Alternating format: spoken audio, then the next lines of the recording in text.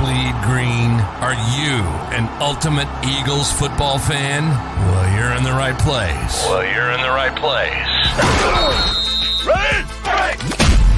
This is Birds 365, hosted by the new Mac and Mac, Jody McDonald and John McMullen. Here we go! Who collectively have covered and talked about more than 50-plus years of Eagles football. Kick off your day with Birds 365. You'll get debate. We love to argue. You'll get the real story from inside the locker room. And you'll hear from some of the great football minds from around the region. You're about to become an Eagles insider. Get in the game. Join Jody Mack and Johnny Mack and join the football community that flocks to Birds 365. Birds 365 starts right now. Welcome to the NFL. Let's go! Let's go! Go!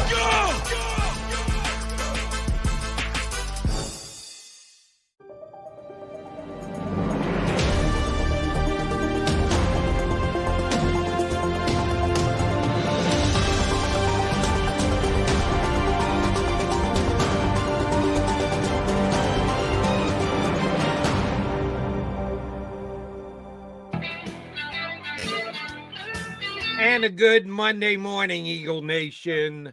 Well, what do you know? We get to talk about an upcoming Eagle game for 2 more weeks. Yes, you got your Mac and Mac guys here on Birds 365, and we will spend the next 2 weeks trying to help you guys get ready for Eagles Chiefs in Super Bowl 57 after a blowout win against the San Francisco 49ers. 2 straight playoff blowout wins, as a matter of fact. And they're on to Super Bowl 57 in Glendale, Arizona. J-Mac, yesterday, both you and I thought the 49ers-Eagles game was going to be close, going to be competitive, come down to the 59th minute. It was basically over when it's on. Yeah, sixth offensive play of the game. Hey, by the way, is this just me? I got streaming starts in on the big screen. I see you in the green room, Jody. Am I having technical issues, or are you having the same technical issues? And let me know, Tone, but I'll continue. I'm seeing you just fine. Or you're not seeing me at all? Or well, I see you in the green room in the screen, but my large screen in the studio says streaming starts in Birds 365. So maybe I'm having that problem. I see you in the green room. I hear you fine. For some reason, so it seems to be on my end. So when we get to the first break, I'll kind of click out and try to get back in. But yeah, I just wanted to make sure.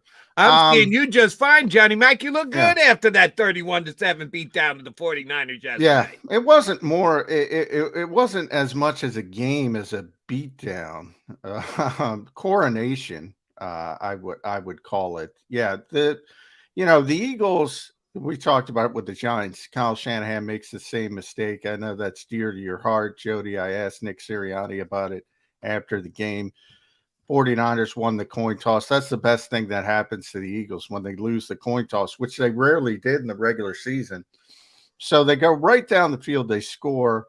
They had the big 4th down conversion. Now it seems like Devontae Smith didn't catch that football, but that's on the 49ers to not challenge that play. So they're up 7-0. And then you say, all right, let's see what Brock Purdy can do. And, he got 2 first downs, and you say, all right, maybe this is going to be a game. Maybe the kid's going to hold up. And I think it was the 6th offensive play for the 49ers. Just they're using a backup tight end for some reason to block Hassan Reddick. And he's just tearing off the edge, and Brock is not aware of what's coming toward him. And you have this play. And ultimately, to the naked eye and to the officials, we thought it was an incomplete pass. TJ Edwards had a chance at an interception, didn't come up with it. And then as you look at the replay, nope, Hassan got there before, strip sack, fumble, going the other way. And that's bad enough. With the double positive. The Eagles ultimately didn't take advantage of that. But, then we slowly start to realize, Brock Purdy's not coming back in this game. And, yeah, from that point forward, it was over. It was over. I joked about it on Twitter. It was the 49er. It was the Eagles versus Navy at some point when Josh Johnson left the game with a concussion, really beforehand. They were getting Christian McCaffrey ready to play quarterback, Jody. So, yeah, it was a disaster in every aspect for the San Francisco 49ers. And, I also joke, the Eagles are the first team in history, according to some critics, that have made the Super Bowl without playing anybody. And I've joked to the point, it's not that they haven't played anybody, it's they've turned somebodies into nobodies. And, you can play in the hindsight game, put up whatever you have. If I were a fan of this team, I would embrace. They turned somebody's into nobodies. This is the best team I've ever covered, Jody. I covered the 98 Vikings, which I think was the best team. The 2017 Eagles, which won the Super Bowl. This is better. This is the best team I've ever covered. This is a well-rounded machine of a team. Which we have 2 weeks to talk about leading up to the Super Bowl. We don't want to lose our focus on what the most important thing is, which is the Kansas City Chiefs in 13 days. But I do want to give props to the offseason that Howie Roseman has had to put together the best team that John McMullen has ever seen in your 20-plus years of covering the National Football League. That's a major accomplishment into itself. We've got all 2 weeks to do that. We need to stick with the game. And yes, John, I was on CBS Sports last night and got a couple of calls, one of which was absolutely ludicrous about how poorly Jalen Hurts played yesterday. Excuse me? 31-7. He played poorly. Okay, fine. We'll get to that in a second. But the other one was about, as you pointed out, if the referees see the Devontae Smith drop, and yeah, there was a definitive angle to show the ball hit the ground. They didn't get to it on CBS for about 2.5 minutes. The Eagles had already scored a touchdown by the time they showed the play that actually showed that he didn't quite catch the football. So there was no way that Shanahan or anybody else was catching it. It would have had to been a complete field call. And Devontae Smith kind of did signify by rushing his teammates up to the line, yeah, I really didn't catch the ball. So do you want to make that call? Use your challenge on what? The 5th play of the game? And if you get it wrong, it's done and over with. I got a lot to call Kyle Shanahan on the carpet for yesterday. That wasn't at the top of my list, that he should have known that Devontae Smith didn't catch the ball. No, the only one in the stadium who knew that Devontae Smith didn't catch the ball was Devontae Smith. That's it. He's the one person who knew. So in major 2020 hindsight, like minutes and a touchdown after, to go, oh, shoot, that ball actually hit the ground. Nobody knew except Devontae. So I won't crush Shanahan for that, but that was a major turning point. And if the official had been in the right position to see the ball hit the ground, 4th down play, 49ers get it back instead, things might have changed. If Brock Purdy doesn't hurt his elbow on the play that Hassan Reddick got there, beating that backup tight end. Yeah, there's a Shanahan question for you. How the hell do you design a play with a backup tight end trying to block the second best pass rusher in the National Football League this year? What happened to his offensive genius, Mr. Shanahan? Well, then, yeah, the game could have gone differently. Here's the bottom line, Eagles fans. The better team won the football game. The better team is advancing to the Super Bowl. The team that was the best in the NFC, and the 49ers were damn good, but the best team in the NFC this year is where they're supposed to be, in the Super Bowl against the Kansas City Chiefs, and we got a lot of angles to play on that one for the next 2 weeks as well. That's all that matters. If it might not have been a 30-7 beatdown domination, so what? The Eagles were going to win the football game yesterday because they were the better football team, and how it actually got to 31-7 becomes pretty damn irrelevant because the best team is representing the NFC in the Super Bowl. Yeah, I mean, even I got that feeling pretty quickly, Jody. When even before we knew Brock Purdy was hurt and wasn't coming back in the game, you got that feeling, oh, this is going to be really, really tough for San Francisco. Now, I don't think it would have been as bad as it turned out to be, obviously, if Purdy wasn't hurt. But They weren't going to win that football game. It was evident that early on. My only criticism of Kyle, and I've criticized Kyle for years as a game manager, and you saw it with the 3 delay of games. Very similar to Mike McDaniel, except he's been coaching longer and should know better by this point. But he gets bogged down in play calling, and he's trying to figure out invented run plays because he can't throw the football. And I get all that, but ultimately, so what? Again, you either have to understand your job is bigger than play calling. I don't think he understands his job is bigger than play calling. Now, on that bang play with Devontae Smith, it's early in the game, so I get what you're saying, Jody, and it is complete hindsight. I'll Yeah, did you think it was a non-catch? Did you question it? I had no idea. Other than Devontae getting up and like kind of signaling to everybody to hurry up, did you have any idea that it wasn't a catch? I had no idea if it was a catch or not, because as you point out, the replays didn't show definitively. What I would have done is either called a timeout and let them look at it a little bit closer, taking some time, or thrown the challenge flag for the reason is he doesn't use his timeouts anyway. He's getting delay of games anyway, and it's a first half timeout, which isn't as important as the second half timeout. True. So, yeah, I would have challenged the play, or I would have called timeout. So I do criticize him a little bit, but that's way down on the list of things that they lost this game over. But yeah, I mean, in such a big game, yeah, and it's a bang play.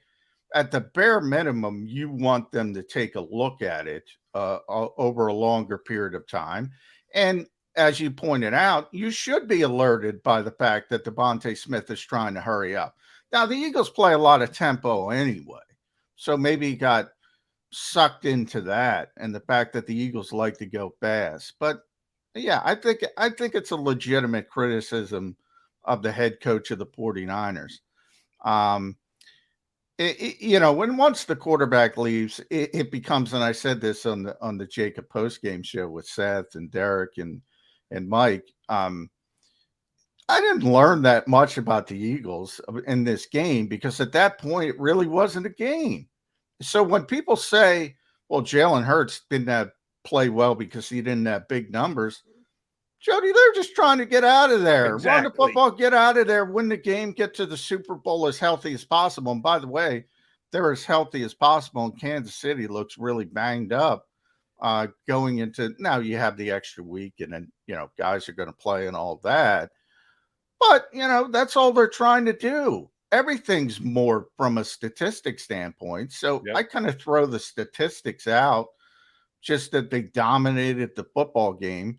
They turned a team that hadn't lost in 3 months into a nobody. They were a nobody. Yeah, I was joking. It was like watching Navy play an NFL game.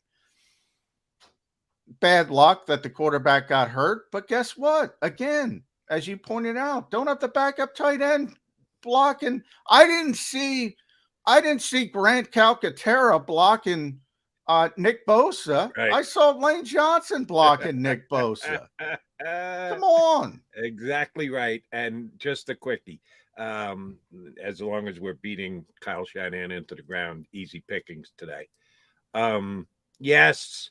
Josh Johnson comes in, a guy who's changed teams 13 times in his NFL career. There's a reason for that. He's not going to be rallying the 49ers to a victory. He ends up taking a hit and a concussion and going into the protocol, so they're forced to put Purdy back out there, and a couple plays in, you realize he can't even throw the football. They're putting him back in knowing that he can't throw the football, so it was all over. But for the shouting, however, there's still a quarter left to play. It's the first snap of the fourth quarter. It's 21-7. Yeah, chances are you're not coming back. They're running it every single down. I even get that. Purdy told you can't throw it more than 2 yards, so why would you call a pass play? I understand all the they're going back into the huddle after every single play. Yeah. They're Well, taking the full 35 seconds on every single play. Where is the sense of urgency? You've scored 1 touchdown in the first 3 quarters. You need 3 more to tie at 28-7. And you're going to take your sweet time about it? What the hell was that all about, Shanahan? Yeah, I agree. Boy, I think this was, when we talk about, a lot of people are saying, Hassan, because of the game Hassan Reddick had and Nick Bosa was shut out by Lane Johnson, as the streak continues for Lane Johnson, the amazing streak of not allowing a sack. And people say it's disrespect that he's not finalist for Defensive Player of the Year. Nick Sirianni should be disrespected. Kyle Shanahan's a finalist for Coach of the Year. Yep. And you're right. I mean, you're in the NFC Championship game. I know the odds are ridiculously against you, but you gotta try. Even to the point they were trying to get Christian McCaffrey ready. It looked like Christian McCaffrey was going to come in and play quarterback. Him at Wildcat quarterback would have been a better way to go. I did. I thought that was just an awful performance. He didn't throw the challenge flag on the Devontae play. He should have thrown the I surrender flag at that point. If you're not even going to go into a fast-paced offense, you're going to take your time between plays. Yeah. That's the thing, the rush Jody. to the airport. Get the hell home to San Francisco. Let the Eagles get on with the celebration. And if I ever, you know me with CEO coaches, I tell you all the time, that's the way if I were an owner, that's what I would hire, is how I describe it. And if someone asked me why, I might show them a tape of this game, because you know why he had no sense of urgency, because he's bogged down, because the worst case scenario confronted him, and he didn't have a real quarterback, and he is bogged down, and he's trying to think of what to do, and he's the head coach of the team. And he can't go and tweak the play caller and say, look, I know we're in a bad situation, but we got to try. We're in the NFC Championship game. We got to speed up. We got to show that sense of urgency you're talking about. But he's the play caller, and he's bogged down. I would put on a tape of this game as to why I believe in CEO coaches. Would make the case, that's for damn sure, because Kyle Shanahan was outcoached circles around him by Nick Sirianni, who, as you correctly note, isn't the finalist for the award, but somehow Kyle Shanahan is. No, the playoffs have no relevancy when it comes to deciding Coach of the Year. It's purely a regular season award. But in case you ever needed a clarification as to the mistake you made, you got it yesterday at Lincoln Financial Field, where the Eagles severely outcoached the 49ers. All right, we've got another hour and 40 minutes to spend with you guys today. We've got 2 good guests coming, 2 guys who've been covering Eagles for a long time, much like Johnny Mack. Les Bowen, a long-time Eagle beat reporter, is going to jump on first. And then in hour number 2, we'll get our guy, Chris Franklin, who has been very good to us, jumping on every single Monday for the season, all season long. He'll have the Monday with 2 weeks lead up to the Super Bowl review show of yesterday's Eagles 31-7 win over the San Francisco 49ers. And it wasn't as close as the final score indicated. It was a beatdown of epic proportions. Yeah, some explanations and some reasons for it from a 49er standpoint. But it doesn't matter now, because the Eagles heading off to the Super Bowl for the second time in 6 years. See, John McMullen, I'm Jody McDonald. We are Mac and Mac. Les Bowen, our first guest, is up next here on Birds 365.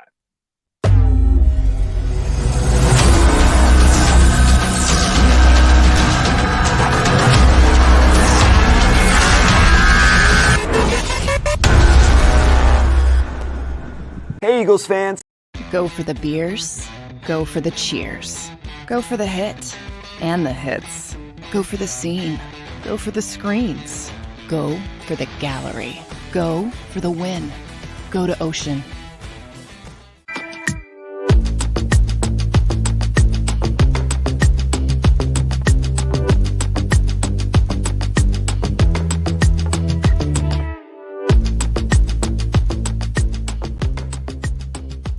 D'Ambrosio doesn't need a special event to appreciate his customers. Jeff shows his appreciation to them every day of the year. Jeff makes sure to stock more new inventory than anyone and guarantees prices and payments that nobody can beat. There are so many reasons that thousands of customers know Jeff is the easy, friendly place to do business. More for their trades. No judgment zone for credit issues. The best, most reliable service department in the country. That's why I like Jeff, and I know you will too. Jeff will satisfy you every day. Jeff D'Ambrosio, Destination Downingtown, Owner Appreciation Event. Weather forecasting is a team game. We rely on each other every day, updating the models and passing along new critical information. We have a team of 5 experienced meteorologists and a specialized weather producer, Paul. Say hi, Paul. Sometimes what I see in the model, Cecily could see something different. That's when we come together as a team to make our most accurate prediction. And all of this backed by more than 100 AccuWeather scientists. It's a team game. And we have the best team in town.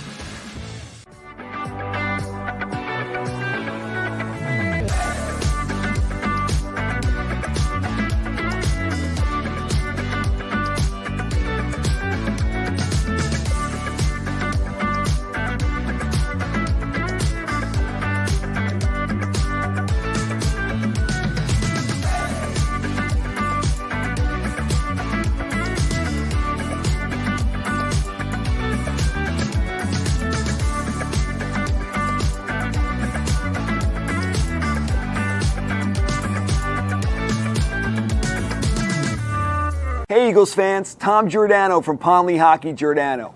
Who's ready to get another one of these? But first we got to take care of business and beat the 49ers this Sunday. Look, we know ticket prices are super expensive and really hard to get, so we're giving you an opportunity to win 2 free tickets to the NFC Championship game. So go to our Instagram right now for your chance to win 2 free tickets to the NFC Championship game this Sunday. And as always, thanks for watching the Ponley Hockey Postgame Show. Go Birds! Post-game show with Seth Joyner. I knew that they had a running game. Derek Gunn. He has put in the effort. Devin Caney. Had we not won the Super Bowl, what would we be saying? And Mike Missinelli. Well, you know who Philly is. Post-game, now streaming on the 6ABC family of apps.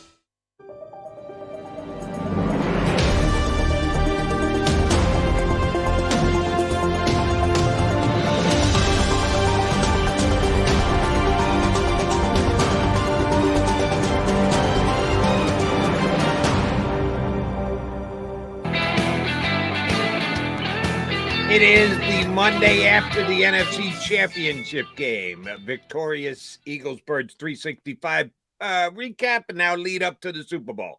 Here to give us insight from yesterday's championship beatdown and a little peek ahead to the Kansas City Chiefs in 13 days is our buddy Les Bowen, longtime Eagle beat reporter. Les, it wasn't pretty yesterday, or was it? Does it matter how the game actually went? Oh, we lost Les already. Bang. Bang. That's quick. Hopefully we get that. Hopefully we get Les back. But yeah, where are we going with that, Jody? The fact that, does it matter? You and I are going to break this down. We're going to ask Les to help us out, break us down.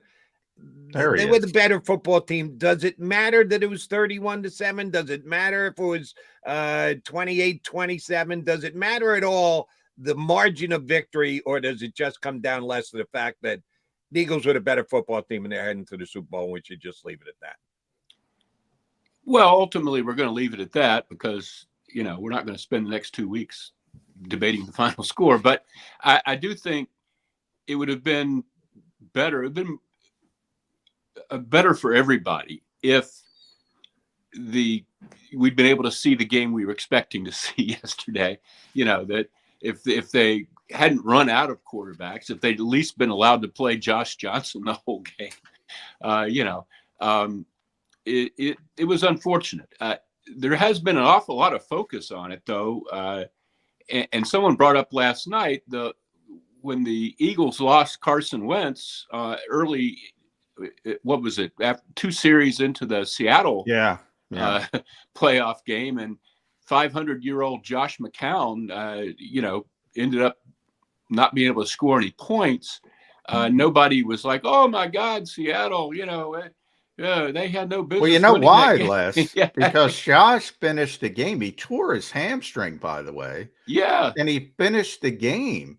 Now there's going to be. I imagine this isn't 49ers 365, but you know, I imagine we're going to see what's wrong with Brock Purdy, and if it's not significant, there's going to be a lot of questions. Yeah, I think about there was not a fighting report through. last night, John, that it was ulnar ligament. Yeah, He so might end up with like Tommy John Yeah, surgery or so something, which is really awful. yeah, And from the, it's football is so weird. I mean, the first couple times you watch that replay, you're just looking to see if the ball is out before Yeah. his hand is moving forward. Yeah. Then you're thinking, okay, he hurt his wrist or something. And it took after they said it was elbow, then I started looking at his elbow. I thought, oh yeah, but it wasn't like some vicious, terrible. no, and that's the thing. It was a clean hit. Yeah. And that's just football. And Yes. obviously Josh Johnson comes in the game, gets a concussion in the third quarter, which again, it was a clean hit. It Yep. wasn't really anything that was questionable from a And if dominant the consider- spotter hadn't noticed it, they Yeah. wouldn't have taken him out of the game. They wouldn't have shown a replay Yeah. of it. I mean, it was just a guy going backwards with his Yeah. head, Yeah. which is one of the problems we have in football is, good Lord, if that causes a concussion, there's got to be a way to. Yeah, and I think there's going to be a lot of discussion over this game. In playoff games, we went through it last year with Kansas City Buffalo, and everybody got upset because Josh Allen didn't get a chance to have the ball in overtime, and they changed the rules. Yep. I think they might change the rules back to having that emergency quarterback to not have this situation again. Do you That think makes sense to me. And Yeah. of course, teams have the ability right now to Yeah, they activate can. three Yeah, quarterbacks, but you have to go short on your special teams if you do that. yeah. I would probably do that in playoff games because you really don't want to be in a situation where you don't have a quarterback. I mean, Now, that's- from the 49ers standpoint, though, they already lost two quarterbacks. They were Yeah. down to their third quarterback to begin with. Josh Johnson's number 4. He was on the street until Right. December. I don't even know if they have. I should have checked the practice squad. They might have one on the practice squad. So I guess- assume they do because Yeah. Garoppolo hasn't played in forever, Yeah. So, yeah. And Jimmy wasn't ready. They claim he might have been ready for the Super Bowl to be potentially the backup, but it's Well, some he would have bad had to luck. play the Super Bowl probably if they'd have gotten there because, Brock Purdy, if that is an ulnar ligament, he wasn't going to play the Super Bowl. That's very true. And but there was never any question. So that was the 6th offensive play of the game for San Francisco when Hassan Reddick got what turned out to be the strip sack. From that point forward, it was pretty clear that it was more of a coronation than a game for the Eagles. So you've heard this, I'm sure, Les, throughout the season, that the Eagles have beaten a bunch of nobodies. Yeah. They're the first team to get to the Super Bowl that has beaten nobody, according to some critics. Yeah. I've kind of changed my philosophy into what really happened is they're so good, they changed a bunch of somebodies into nobodies because they look like nobodies after the Eagles are done with them. That's I think you're right. I've thought about that as well, especially like somebody brought up Tennessee last night. Well, who started Tennessee down the slide from 7-2? I'm pretty sure it was the Eagles. That's just a stupid thing to say. If you look at their strength of schedule, it holds up very well under the usual metrics. The metrics people are using to claim this are that, they caught this team at a time when it wasn't playing well, or this guy was hurt, or that goes both ways. They caught Arizona at a point where Arizona was actually a competitive team, which after Arizona lost Kyler Murray, it was not a competitive team. They caught Detroit played one of its best games of the season against the Eagles, even though Detroit finished strong. Detroit played well against the Eagles. It's not a good argument. They played a lot of winning teams. They played a better schedule than San Francisco did, for the love of God. That doesn't do much for me. The way the game went yesterday was dissatisfying, because it wasn't. Yeah. It wasn't interesting or suspenseful. Navy showed up for the second time. Navy showed up with the running game. They couldn't pass at all. Yeah. And this is the NFC Championship game. So I'm with you. I said that on our post-game show last night, Les. I was like, I didn't learn anything about the Eagles. I already knew the Eagles were a really good team. Yeah. But this game was, 6 plays into San Francisco's offensive day. The game was over. It was over. But from that point. All right. Since we're talking about the strength of schedule and who the Eagles played and the like, even though I know I'm running the risk of getting Eagle Nation all upset and bothered. One thing that is legit, and you're right, John and Les, both of you guys, that the Eagles' strength of schedule was what it was, and John's turn of phrase of they made somebody's into nobody's is accurate and on point. There is one thing you have to at least look at and acknowledge.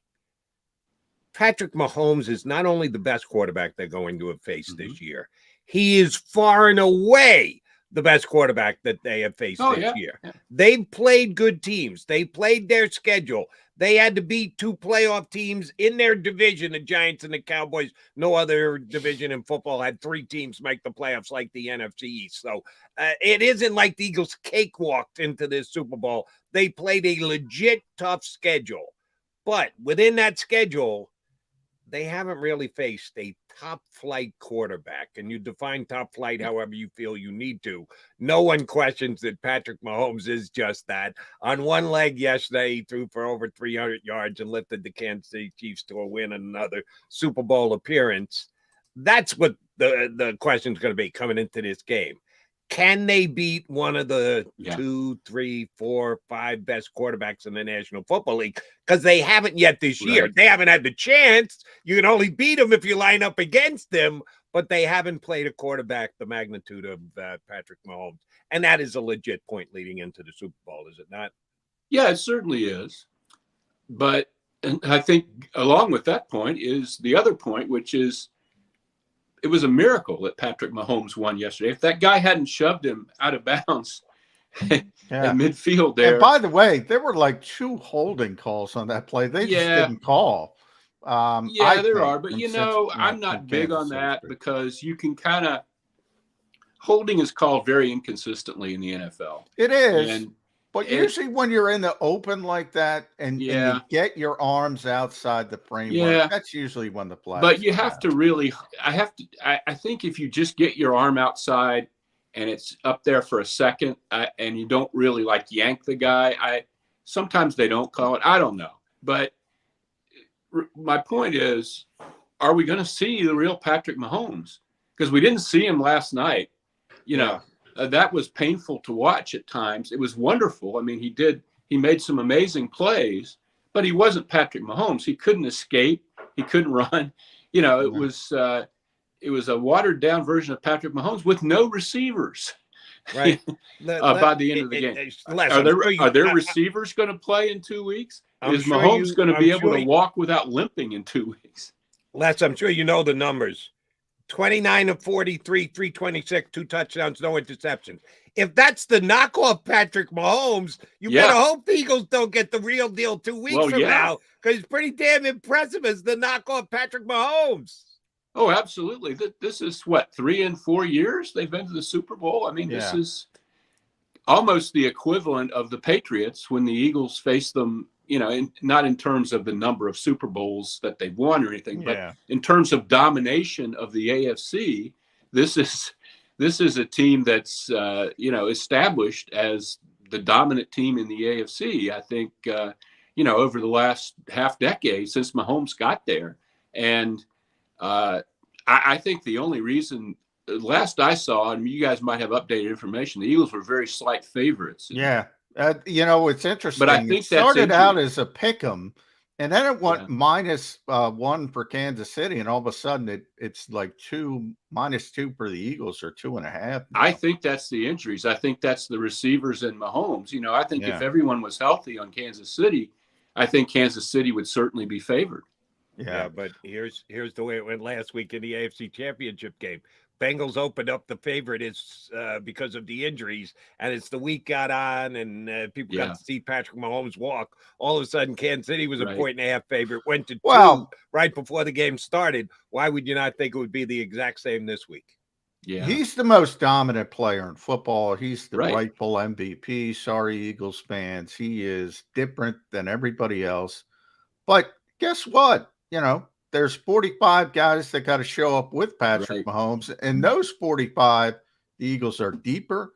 I've talked about it all year. They're more well-rounded. They're healthier, as Les points out. And the best case scenario, you're facing the best quarterback, no question about it. But he's not healthy. He's got a high ankle sprain. And if you are going to face him, that's the best time to face him. I think the Eagles, as good as the Bengals defense is, I really think the Eagles pass rush is better. I mean, they had more sacks. Oh, sure. I think he'll have more trouble if he's not mobile, if he's not the vintage Patrick Mahomes. I think he'll have a lot of trouble with the Eagles. But the Eagles' real advantage lies on the other side. They're not going to play nearly as good a defense as they played yesterday. And I don't think we really saw the real Jalen Hurts yesterday, frankly. Well, I don't think we needed to. Yeah, because he doesn't really want to run, I think it's affecting everything about his game. And, late in the game, you saw him break off some runs and give the offense some rhythm and stuff like that. And they need that. And I really hope with the 2 weeks that he's confident enough in his shoulder that he's going to be, real Jalen Hurts. And I don't think he was throwing it badly yesterday, but the receivers weren't getting separation. A.J. Brown did not look like A.J. Brown to me. He's banged up too. So the 2 weeks will help him. And Hurts was not, putting throws into tight windows and things like that, like we've seen him do. And we're going to need to see that in the Super Bowl. They're not. You would think they would need to score more points in the Super Bowl. But I want to talk about one guy who wrecked the game, Les. And, this has been, you and I have been around this team for a while. You longer than me. Malcolm Jenkins as a free agent acquisition, Brandon Brooks, Hassan Reddick, man. Yeah. 19 and a half sacks in 19 games. Leads the league in forced fumbles, strip sacks. He had a fumble recovery. One Josh Johnson, that was Hassan who jumped on the football, ultimately turned it 14-7 to 21-7. We talk about game wreckers. Coaches always talk about game wreckers. He wrecked that game. It's only one season, but he's already one of the best free agent acquisitions in Howie Roseman's certainly stint as Eagles GM. Agree, disagree? Obviously, you already agreed, but I agree. I just marvel at. I did a magazine story on Hassan beginning of the season, and I kind of went over all the different inflection points of his career. What a bizarre career this man had! It's unparalleled. Yeah. He wasn't a defensive end growing up. He wasn't very big. His mom decided to send him to Haddon Heights to live with his dad to be in a better school system, basically, than Camden. But Haddon Heights I live in Haddon Township, a few miles from Haddon Heights. And the level of football there, one of my kids played briefly, is really low high school football. I mean, it's tiny little guys, very small schools. And, he got hurt in high school and didn't really play, walked on at Temple, was kicked off the team. Then Matt Rule came in, and just by happenstance, there was a family connection with Matt Rule, and they got him back on the team and turned him into a pass rusher. So he becomes a first-round draft pick. So everything's great, except the Cardinals decide that he's way too small to be a pass rusher. So they make him an inside linebacker, and he's a bust. And they're going to, they decide not to pick up the option on his contract. And somebody got hurt. I can't remember now who it was. It was a guy who now plays for the Cardinals, got hurt, and they had to let him try to be a pass rusher, and he blew up and got a 1-year contract with Carolina. Did very well there, but the team was a disaster. Matt Rule got fired, and here he is. And it's as strange a journey as you're ever going to come across, I think, in the NFL. Yeah, and as well as you documented it, Les, and yeah, it's a great story of homeboy coming home and becoming a star for his hometown team.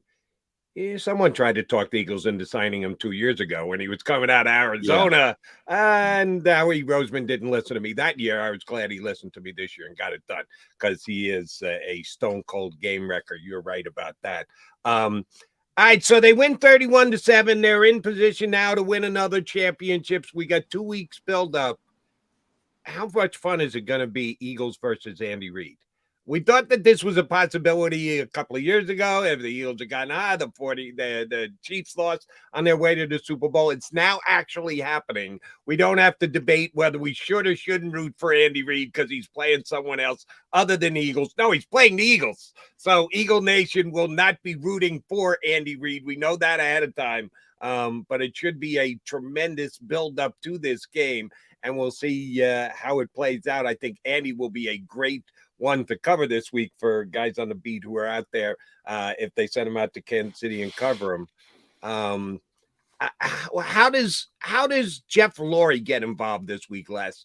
Does he play low profile? Is he going to be made available because he's the guy who hired Andy Reid, has since replaced Andy Reid? They still got Andy Reid players here on this team that he drafted. How is Reid Lurie going to play this week, you think? Boy, that's a good question. We've never seen anything like this. Has always been my dream matchup. Yeah. And I'm glad we're talking about that. By the way, Jeffrey talked after the game in the locker room, Les. That's now we didn't know Kansas City won at that point, but I saw him interviewed on the field on TV. He's not one to be out there. I mean, I don't know how they're going to handle this. There are going to be a lot of requests, and there's so many. When we actually get to Super Bowl week and have the media extravaganza, where everybody is supposed to be available, there's so many people. I went through it last night on Twitter. Brett Veach, the GM, Mark Donovan, the team president, half the assistant coaches are guys that were here with Andy at one point or another. Yeah. Tom Melvin, Steve Spagnuolo. There's like half a dozen of them, and it's. And there are people, Nick Sirianni started out with the Chiefs in pro football. I mean, it's a wonderful matchup, and I'm really beside myself that I'm not going to get to cover it, frankly. But it's Andy is. It almost seems like destiny because he's such a big part of Eagles history in the 21st century. It's just I maintain that everything good about this organization, and this is now one of the best organizations in the NFL, stems from Andy Reid. Yeah. For people that don't realize that, and you can talk about this better than me because you were there when Andy was here. Their whole philosophy, build on the up front, offensive, defensive line. All of it, the way they do business, all directly correlates back to Andy Reid and his arrival in 1999. And just the sense of professionalism and dignity and, unflappability that the organization has acquired. It really wasn't that way when Ray Rhodes and Rich Kotite and Buddy were running around. It was a very different vibe you got from the Eagles. Sirianni is very different from Andy Reid in his demeanor, but it's still, you still have that. You're not going to see a lot of real bizarre posturings from NovaCare or, impulsive moves or that. The organization has taken on that sort of steady, calm sort of atmosphere since Andy, Andy's 14 years. I mean, that's such a long time. Yeah. You know, How about this, Les? I'm going to throw this at you. Andy obviously is the all-time winningest coach in Eagles history. If he wins the Super Bowl, he will become the all-time winningest coach in Kansas City history. He will tie the record there. So how about that for setting up for a storyline? And we're not even getting to the Kelsey brothers, by the way. Yeah. Well, I think Andy's all-time top 5 NFL coaches if he wins this. No question. Certainly. No question.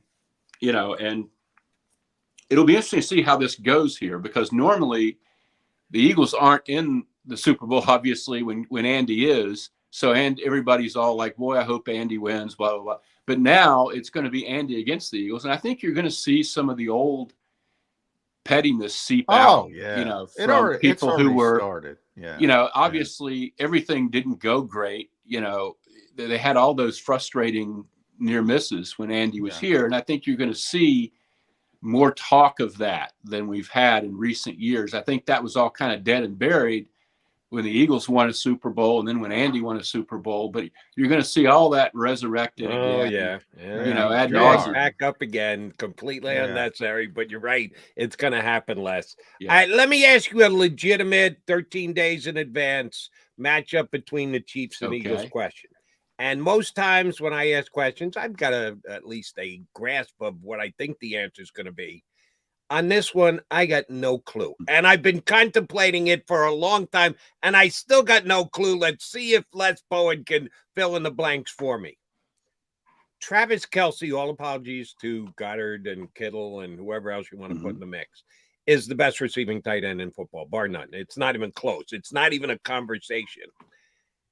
And yet, every single game, he seems to be wide open on 5, 6, 7, 8 plays. Now, you look at that Kansas City roster, and Marquez Valdez-Scantling made a couple of big plays yesterday, and Mahomes makes players better around him. But Travis Kelce just seems to be wide open all the time. You know he's their best option. I know he's their best option. Every team that plays him should know he's their best option in the passing game. Yet I feel I could complete passes to Travis Kelce. He gets that wide open. How the hell does that happen? And what is Jonathan Gannon going to do about it? First, I will say down the stretch last night, that was not the case. When all the wide receivers were hurt, they put like 3 people on Travis Kelce, and Mahomes was not able to find him. But you're right. I mean, from the beginning of the game, you're focusing on Travis Kelce. I think one thing I'm not a big X and O guy, but I think he's very, very strong off the line of scrimmage. He'll just shuck a defender, you know, and get him behind him or get him on his, if he's going inside, he'll, you know, get the guy outside of him. He's very great with his breaks. He's almost like a basketball forward. He can post up, you know, he makes himself available. I don't know. He doesn't run. I mean, he runs very, very well, especially for a tight end, but he doesn't like just run away from these people.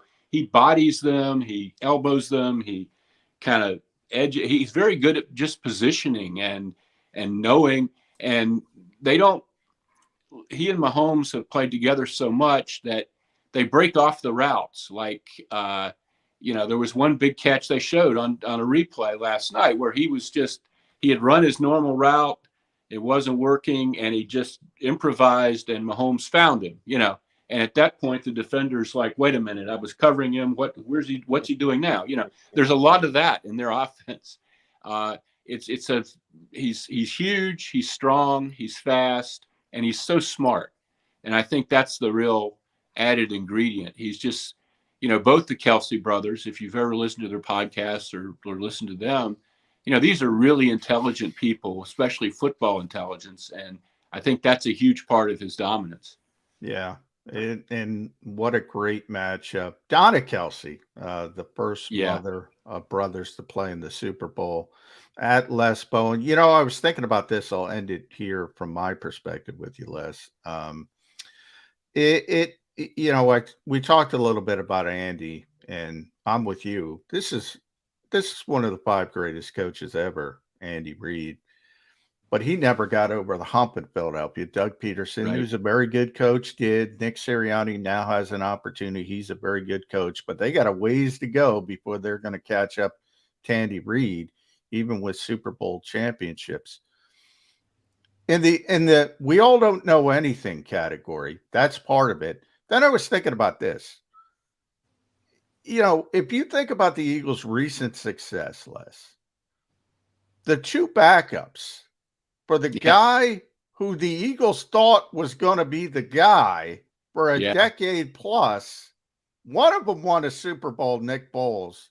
The other one, Jalen Hurts, is got a chance to win a Super Bowl. This is amazing.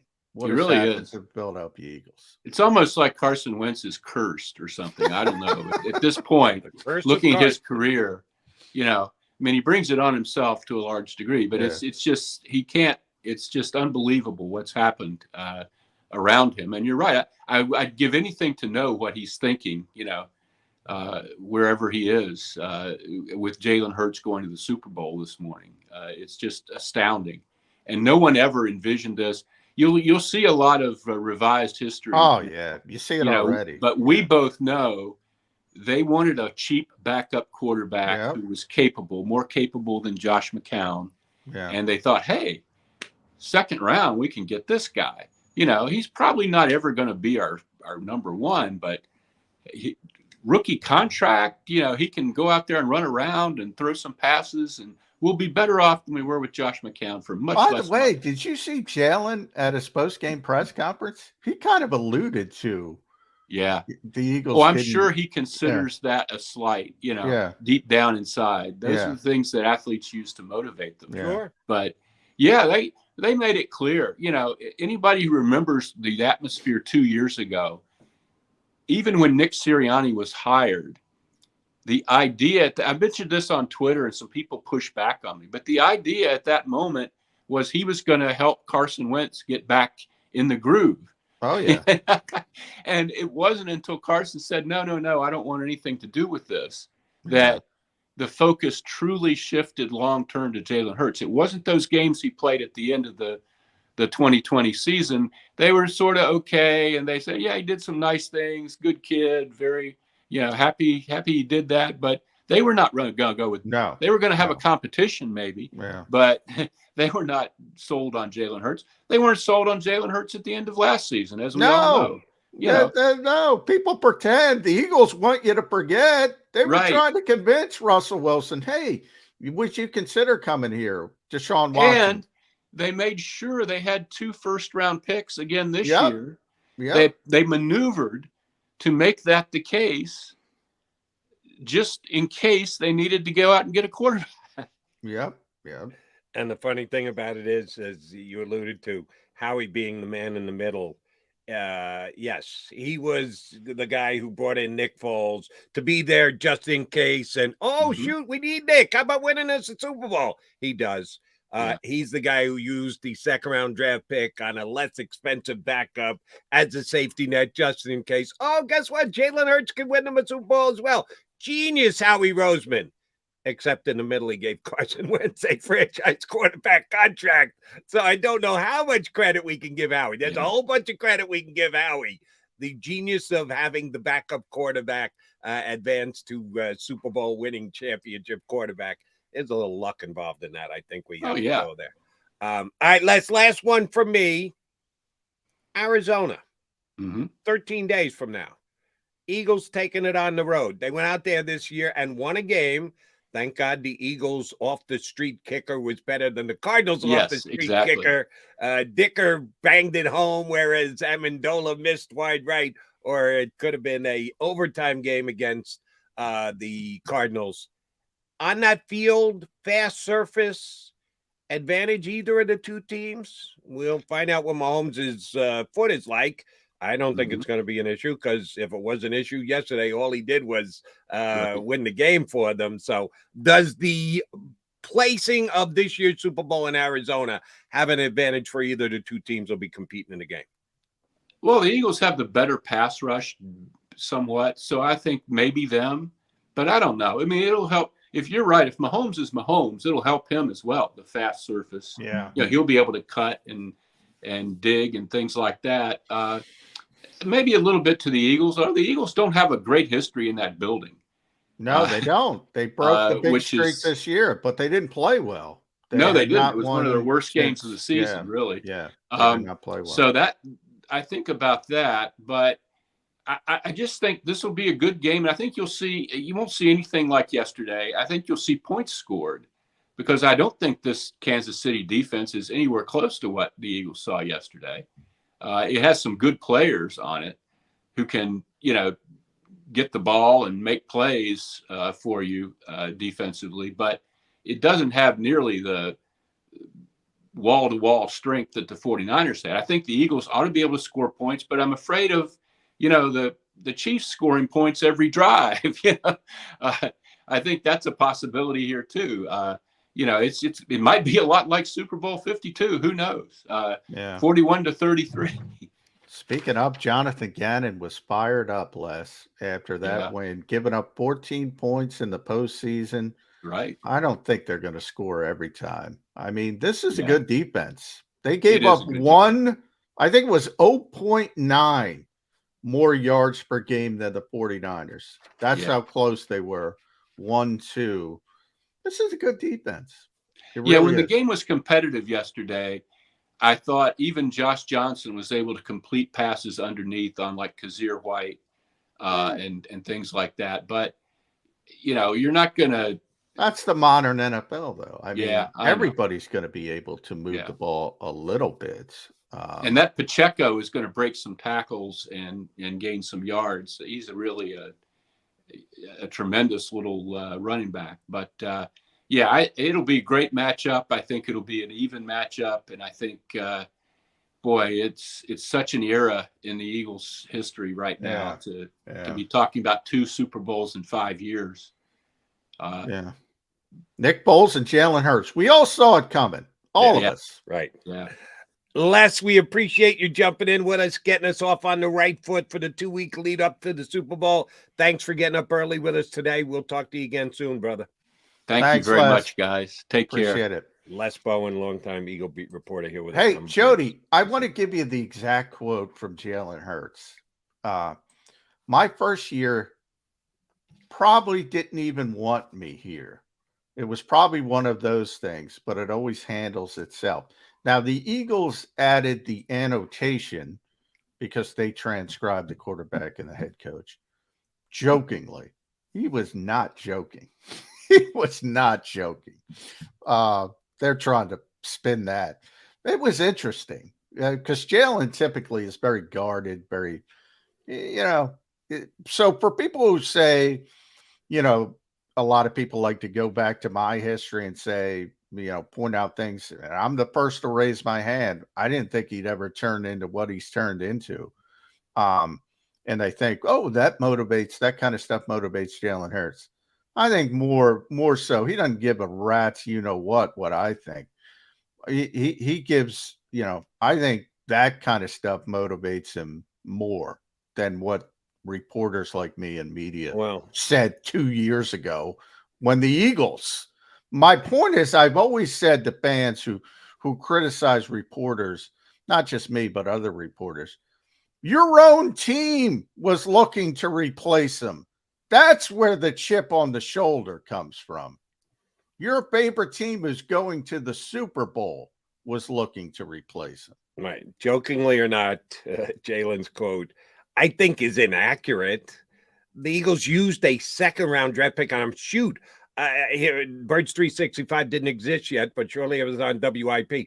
What the hell is Howie Roseman doing? Why the hell would we need to waste the second-round pick on Jalen Hurts? We have we've got Carson. We've got other holes to fill. Why the hell are they taking a quarterback in the second round? Oh, no, Jalen, they used the second-round pick because they thought you could help the team. As a backup, there were no visions of you taking them to the Super Bowl in year 3 dancing in their head. but they wanted you to say they might not have even wanted. And of course they wanted you. They used a second-round pick on you. Yeah, but from his perspective, Jody, it's a lot different. Like, he doesn't look at himself as a backup. As Les pointed out, and we know this from behind the scenes, trust me, we know this. They drafted him to be a backup. That's what he's talking about. That's what he thought. He always obviously thought of himself as a starting quarterback, as most people do. Most people are very competitive. So you're right from a standpoint. Nobody values the backup quarterback more than the Eagles. Exactly. Nobody values. But from his perspective, he doesn't give I'm using rat's ass too much today. He doesn't give a rat's ass about the history of this organization. He didn't consider himself a backup quarterback, and he knew he was pigeonholed as a backup quarterback. That was the plan. That's what he's talking about. That's what he's talking about. That's perfectly fine that you're reading Jalen's mind, and you may very well be right, but Jalen Hurts is smarter than that, and he's more well-spoken than that. And if that's what he meant, that's what he should have said. He didn't. He just said, they didn't want me. No, they wanted you as a backup, as a safety net. And Yeah, there but was this is always the potential Jody. that something could hit, something could happen. You may get your chance. Oh, that's exactly what happened. And you can become the star that you are. He didn't say it that way yesterday, and he could have. He could have, but again, you're right from a semantic standpoint. You and I get in this all the time. What matters is the sentiment. What matters is the sentiment and his feeling. And he uses it, what he feels disrespect, for a chip on his shoulder. That to me is the more important part than stating it artfully. Maybe he could have stated it more clearly, but in his perspective, pigeonholing him as a backup is something he uses. That's Fair all enough. I'm trying to point out. Understood, but you're acknowledging you have to read into it to come up with that position, correct? Well, I don't, because I know. Well, you don't know, John. You don't know. No, I do, because I talked to Jalen. I talked to Jalen off on the side. I do know, Jody. It's like the same thing. Like, you can believe reporters or not. What I just thought, I get it all the time. People say with Deshaun Watson and Russell Wilson, they'd like to play this revisionist history game where it says, oh, you guys are just fooled by Howie Roseman. That didn't really happen. Like, I can't force people to believe reporters. You had Les saying it as well. There's a reason people like me and Les say the same thing in situations like that. We do have information that other people don't have that we can't talk about on. Now, people can believe it or not believe it. That's fine. I don't care. You know, that's up to the person. But we do have more access than the average person, and we do get to talk to these people behind the scenes and get into it. Jalen, wasn't happy. He was earmarked to be a backup. Just like Carson Wentz, by the way, wasn't happy that they brought in such an accomplished backup, an accomplished young backup. It works sort of both ways, but he uses it. And if he uses it and it works, that's only worked out for the Eagles. Correct. So from my standpoint, it's all good. It's not like he dislikes the organization, but that original intent bothers him and he uses it. That's all I'm trying to say. Yeah, I never saw him say that about Saban, who forced him to transfer to Oklahoma because he chose Tua Tagovailoa as their starting quarterback. But however it works for Jalen, he's making it work, and he's got the Eagles in the Super Bowl 13 days from now. He's John McMullen. I'm Jody McDonald. Hour down of Birds 365, hour to go, including an appearance from our buddy from NJ.com. Chris Franklin's going to jump in about 15 minutes here on Birds 365.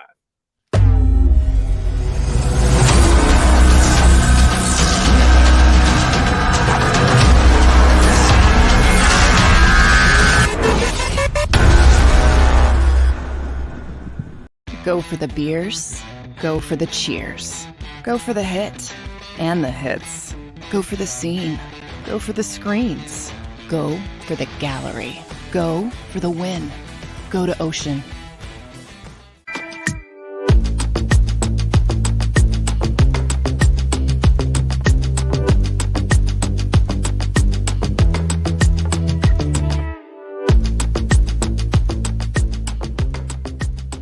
Jeff D'Ambrosio doesn't need a special event to appreciate his customers. Jeff shows his appreciation to them every day of the year. Jeff makes sure to stock more new inventory than anyone and guarantees prices and payments that nobody can beat. There are so many reasons that thousands of customers know Jeff is the easy, friendly place to do business. More for their trades. No judgment zone for credit issues. The best, most reliable service department in the country. That's why I like Jeff, and I know you will too. Jeff will satisfy you every day. Jeff D'Ambrosio, Destination Downingtown, Owner Appreciation Event. Weather forecasting is a team game. We rely on each other every day, updating the models and passing along new critical information. We have a team of 5 experienced meteorologists and a specialized weather producer, Paul. Say hi, Paul.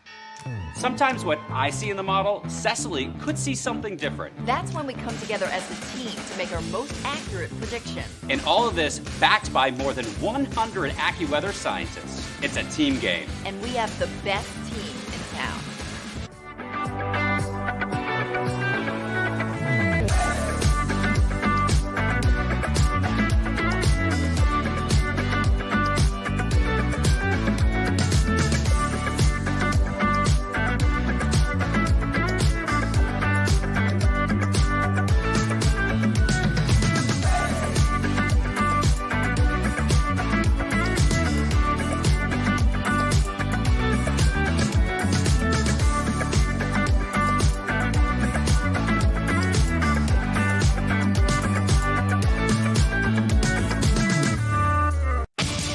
The greatest fans on earth.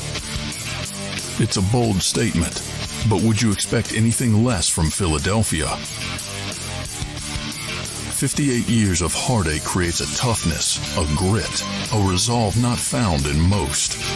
Sure, our prayers were answered, but now that we've had a taste, we're looking for more. Pondley Hockey, official partner of the Philadelphia Eagles. Post-game show with Seth Joyner. I knew that they had a running game. Derek Gunn. He has put in the effort. Devin Caney. Had we not won the Super Bowl, what would we be saying? And Mike Missinelli. Well, you know who Philly is. Post-game, now streaming on the 6ABC family of apps.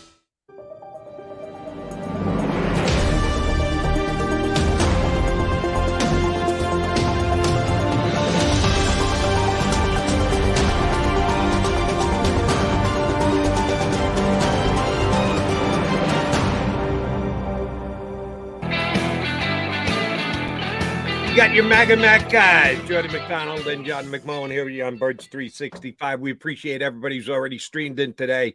Johnny Mac, I think I saw the number of people streaming in actually hit 4 digits. We had surely never gotten to 1,000 people watching at any one time, and we did today. So we thank everybody who already streamed in. You could do us a solid. You guys are taking care of you here, getting prepped for the Super Bowl. You know you can go ahead and hit that like button, right? And give us a little love leading up to the Super Bowl. That would I'm be going to take credit for it, even though it's the Eagles, Jody. But we cracked. Now we get many more on demand. We get, quite a few. And thank you to all the listeners out there. But I think we set a record for live viewing. May very well have. I've never seen us get over 1,000 before live viewing.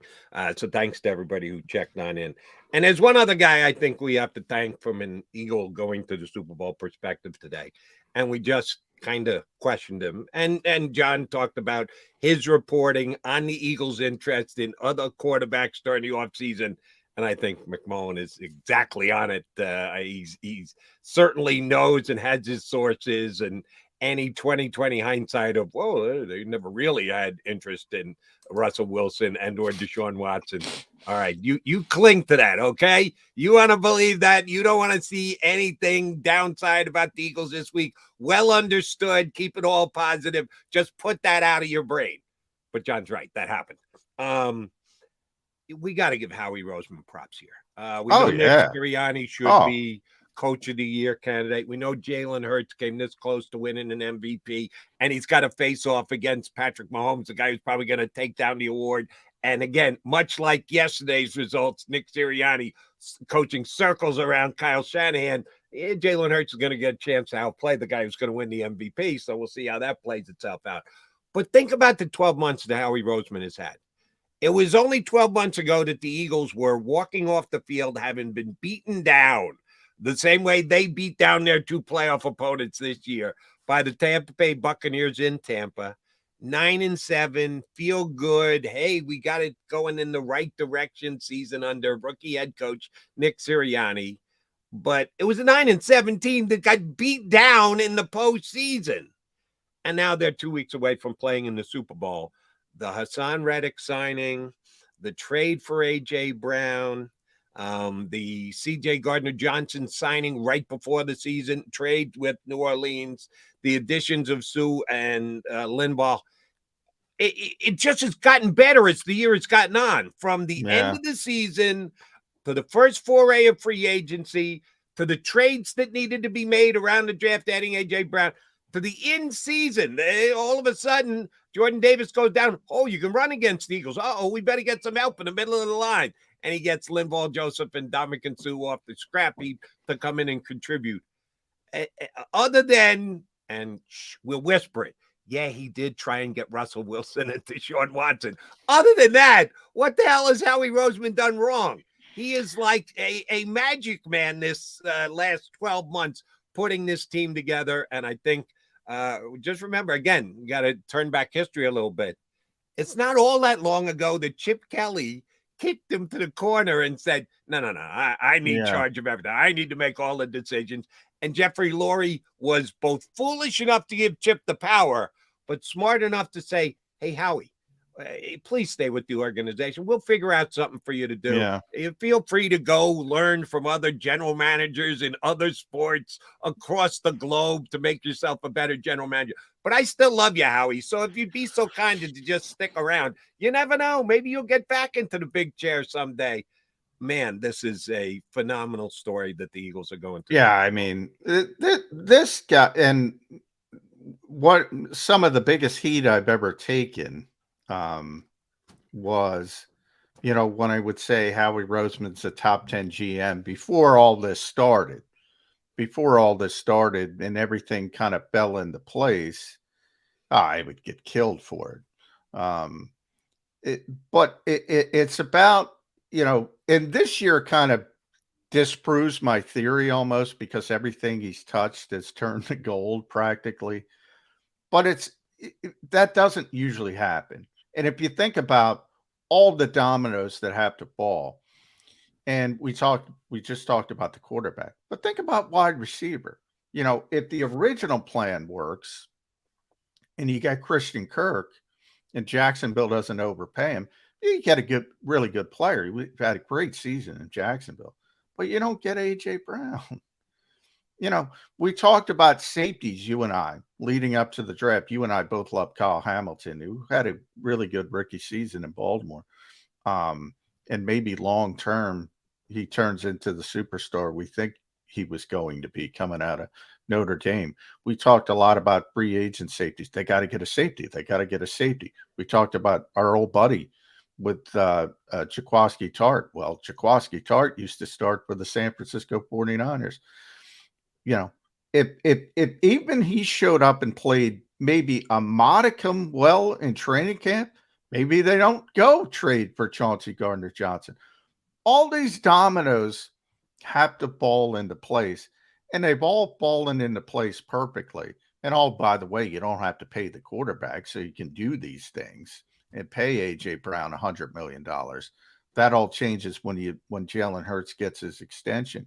So all these things kind of come together, and it's been a dream season for Howie Roseman, Executive of the Year, deservedly so.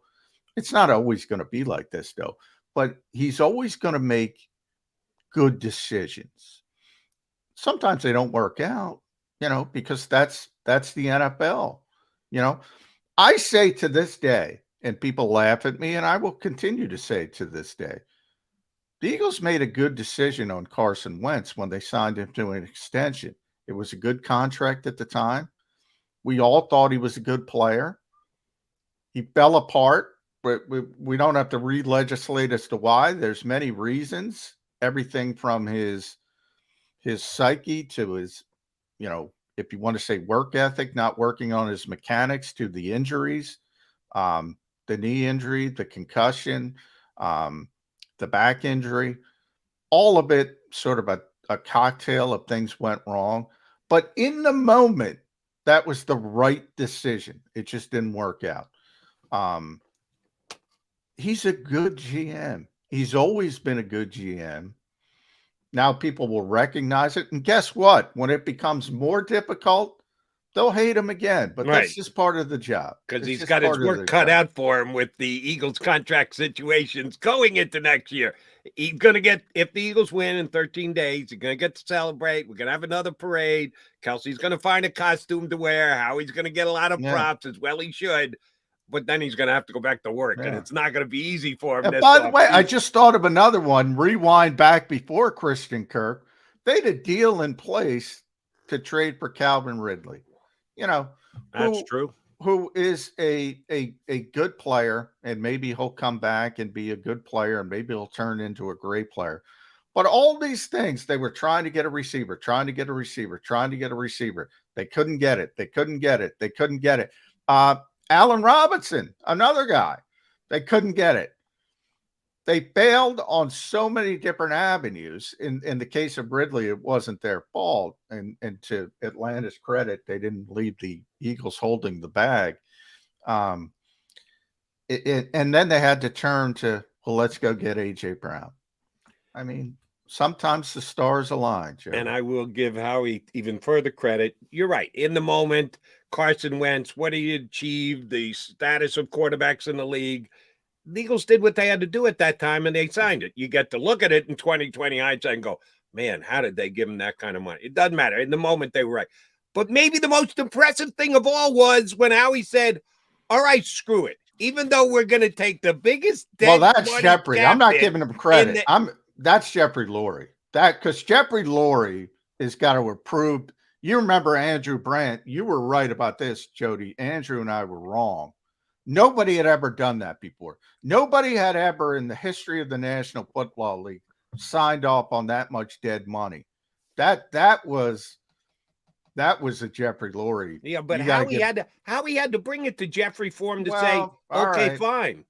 But if I were the general manager, I don't know that I want to go to the owner and go, yeah, oh, by the way, I want you to eat this contract, the biggest contract eating in the history of the National Football League. Yes, Jeff, please take the egg on your face as the owner and eat this contract. He did it. Now, to Jeffrey's credit as well, we'll share the credit. Oh, Jeffrey absolutely deserves credit. But how he brought it to him and said, yeah, this kind of stinks, but we really need to do it, boss. And he goes, okay. Yeah, but you know what, Jody? Look, I give Howie all the credit in the world. I'm the guy who said it was a top 10 GM when I was getting shouted down by reporters in this fucking city. Excuse my language. I go Jordan Mailata on Twitter before all this happened. You know, Carson kind of forced himself out. The original plan, the Eagles were going to run it back with Carson Wentz if he agreed to mea culpas and, you know, might have been a competition, as Les pointed out. They might have said, all right, you were so bad you were going to have to compete with Jalen. But their original plan was they were going to run it back and give it one more chance. And only when he said, no, I don't want anything to do with this, he was going to make it a big problem, did the Eagles ship. And ultimately, Jeffrey Lurie approved the largest dead cap hit in NFL history. And, you know, it only takes one. Now everybody else, now every GM, because that's what you want to do, right? You don't want to sit and stew for 5 years in mediocrity because you made a mistake. If you have an owner that says, all right, we screwed that one up, let's turn the page, that's very, very helpful. Screwed the pooch, and both Jeffrey Lurie and Howie Roseman admitted to it, took the egg on their face short term, and are now reaping the benefits off to the Super Bowl in 13 days against the Kansas City Chiefs. He's John McMullen. I'm Jody McDonald. Mac and Mac on Birds 365. Coming up next, we'll get our Monday Maven. That would be Chris Franklin. He's been good enough to jump in with us on the day after Eagle games all year long. He will do so again next here on Birds 365.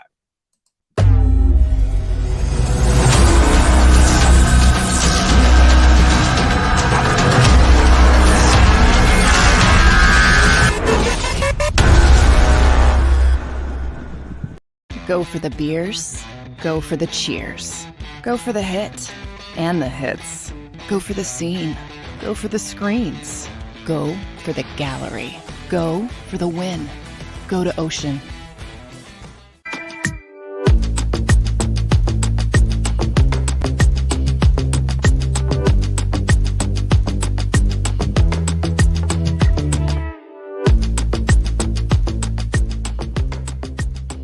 Jeff D'Ambrosio doesn't need a special event to appreciate his customers. Jeff shows his appreciation to them every day of the year. Jeff makes sure to stock more new inventory than anyone and guarantees prices and payments that nobody can beat. There are so many reasons that thousands of customers know Jeff is the easy, friendly place to do business. More for their trades. No judgment zone for credit issues. The best, most reliable service department in the country. That's why I like Jeff, and I know you will too. Jeff will satisfy you every day. Jeff D'Ambrosio, Destination Downingtown, Owner Appreciation Event. Weather forecasting is a team game. We rely on each other every day, updating the models and passing along new critical information. We have a team of 5 experienced meteorologists and a specialized weather producer, Paul. Say hi, Paul. Sometimes what I see in the model, Cecily could see something different. That's when we come together as a team to make our most accurate prediction. And all of this backed by more than 100 AccuWeather scientists. It's a team game. And we have the best team in town.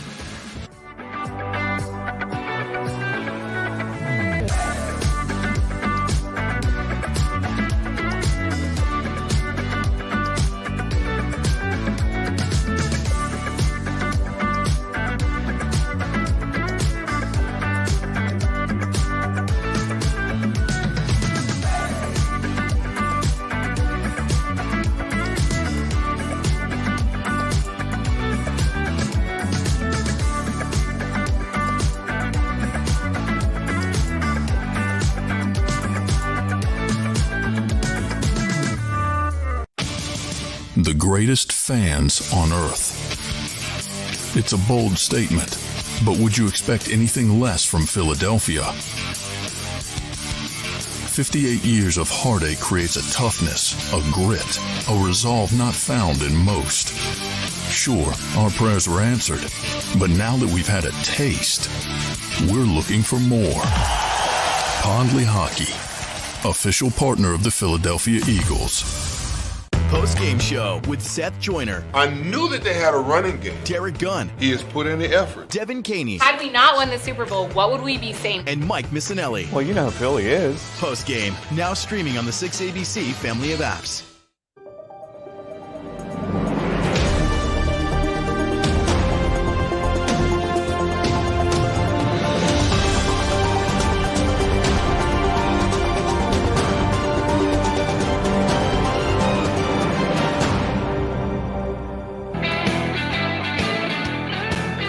Three-way conversation here on Birds 365. You got Mac and Chris Franklin from NJ.com. Good enough to jump in as he does after Eagle games all year long. At what point yesterday did you know? All right, this game's over. The Eagles going to the Super Bowl, Mr. Franklin.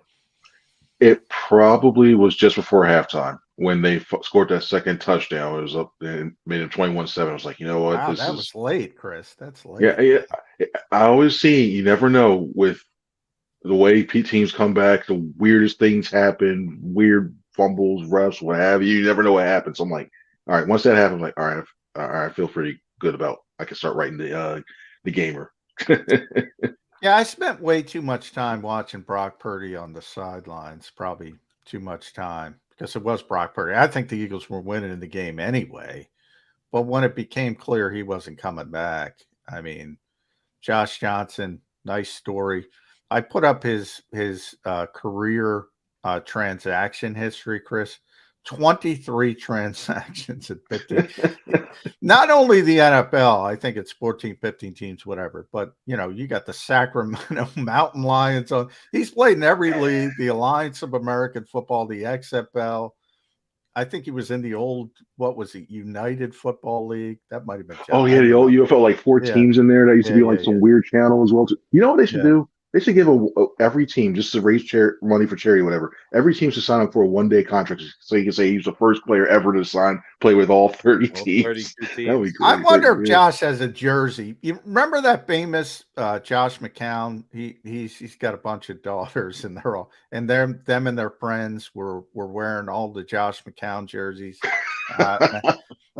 With Josh Johnson, you need like I don't know, you didn't need like an infantry division to wear all the jerseys he's had in his career. It's amazing. But yeah, bad situation for the 49ers. But guess what? The Eagles created this situation. So I've been throwing this out. You've heard it all year, Chris. The Eagles played nobody, blah, blah, blah. I maintain, this is the best team I've ever covered. And I'm older than you. This is the best team I've ever covered. And B, it's not that they played nobodies. They turned somebodies into nobodies.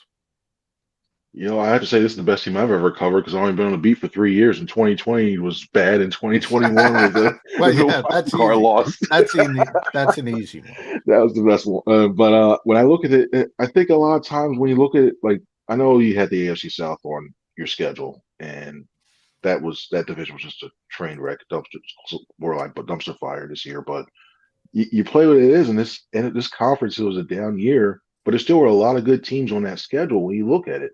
And how many times did you hear people talking about this 49ers team? How many times you see heading into this game, those 49ers are going to be the ones that the Eagles face because they haven't beaten anybody. And then the narrative suddenly shifts to like this morning, the Niners are just bad. They didn't weren't ready. They have Purdy and everything else. And that defense was supposed to be the next coming of the 85 Bears. And you look at it, and I think overall, when you look at the other teams on the schedule, I thought the Eagles did a decent job. And I understand sometimes some places need to shift because of the actual matchup. They want to make things interesting, but to me, that schedule thing, you can't. To me, you couldn't use it. I think, especially By after. the way, real stuff. quick before you jump in, Jody, that defense was good. I mean, Fred Warner looked phenomenal early. He had the stinger, and then he came back. You could see, this guy can play. And Dre Greenlaw, only after they got frustrated. It was 7-7 when McCaffrey had that great run. They were playing well defensively. I thought that defense was as advertised. And then they had that drive after the McCaffrey. It was that long, whatever it was, 14, 15 play drive. They had 3 defensive penalties on that drive. That's what disappointed me the most about. We talk about D'Amico Ryans looks like he's going to get the Houston job over Jonathan Gannon. So sorry, Eagles fans, but JG's going to be back. And I say that facetiously because he's done a phenomenal job. They were undisciplined, man. That's what disappointed me. But they're talented on the defensive side. Right, but doesn't that count too? Yeah. You get judged for the entire game. They had sequences where they looked like the best defense in football. I still believe they're the best tackling defense in football. But how does D'Amico Ryans let them come into that game and be as unfocused as they were? Well, I'm sure D'Amico wasn't saying, "Hey, go be an idiot." I mean, if you give them credit for all the plays they make, you got to hold them accountable for all the mistakes. Well, they make, I'm not one. I realize, and Chris knows. JG says it all the time. I'm not the one on the field. Those guys got to go out there and execute. I mean, you teach them. I'm sure. I know D'Amico from when he was here. Really high football IQ. I'm sure I'm sure he teaches them correctly, but when you're playing a good team, sometimes you lose it and you get frustrated. I think that's kind of what happened to the 49ers defense. Chris? And I think overall, when you look at, I think it also ultimately goes to the head coach too. Because if anything, when you started to see, if you started going, like when they started getting those penalties or anything, if I'm Shanahan, I'm going over and talk to him real quick and go, you know what's going on here? And especially when you start seeing some of the pushing and shoving and the way, because the refs are always going to go in and go, they're going to have their ways, and they usually warn the coaches too, like next time someone such as this or somebody does that, we're going to flag you. I don't know if that happened. To be fair, I don't know if that happened if they said it to each side, but I put that on Shanahan too. Shanahan had to go calms down, even if it's during one of the breaks, he gathered the team together, and say, "Listen, we're not playing them the focus ball, and you were still in that game for periods of time, a long period of time. And then when it unraveled, and it was bad. It was just bad overall. I know we talked about it here on Birds 365 last week, the coaching matchup. Entire staff against entire staff. 49ers staff against Eagles staff, pretty damn close. Oh, it didn't play that way. The Eagles staff well outcoached the 49ers yesterday. So instead of just beating the snot out of the 49ers staff, which we can, let's give credit to the Eagles staff, which had a great game plan in place, specifically on the defense with Jonathan Gannon, who after the game on the field said to a reporter, "I'm not going anywhere. I'm staying here in Philadelphia."